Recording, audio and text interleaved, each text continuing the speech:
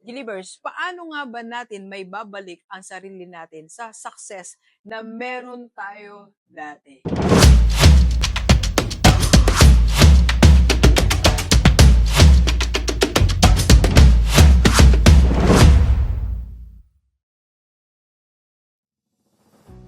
Delivers, paano nga ba tayo makabalik sa success?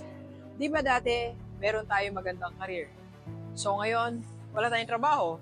Dati, ang dami nating pera sa ATM, sa bank. Ngayon, we are broke. Or dati, meron tayong matagumpay na negosyo. Ngayon, malapit ang magsara.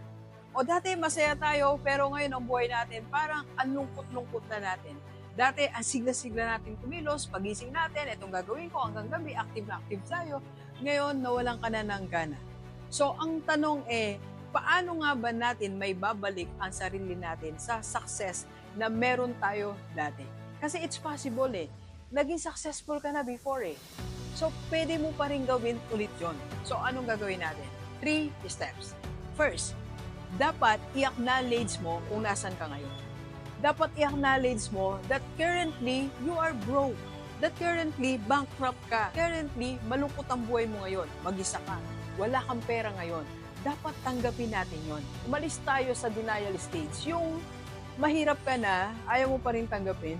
Yung nalugi ka, ayaw mo pa rin tanggapin. Yung bumagsak yung karir mo, ayaw mo pa rin tanggapin. Dapat tanggapin natin kung ano ang status natin ngayon. Because pag natuto natin tanggapin yan, doon pa lang tayo makapunta sa step number 2. That is, mangarap tayo ulit.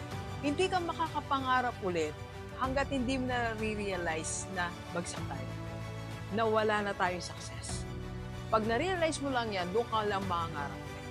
And number 3, pag nakapangarap ka na uli, gumawa ka na uli ng mga simple steps na gagawin mo.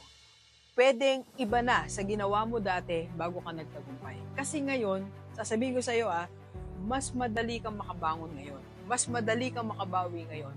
Kasi ang daming tutulong sa iyo. Merong technology, may AI, ang daming tao na willing tayong tulungan. Humingi ka lang ng tulong. Sumigaw ka, sabihin mo sa family mo, I need help. Sabihin mo sa mga kaibigan mo, I need help. Sabihin mo sa mga close friend mo, I need help. That is the only way na makabangon tayo at bumalik sa success. Let's go. Kape po tayo.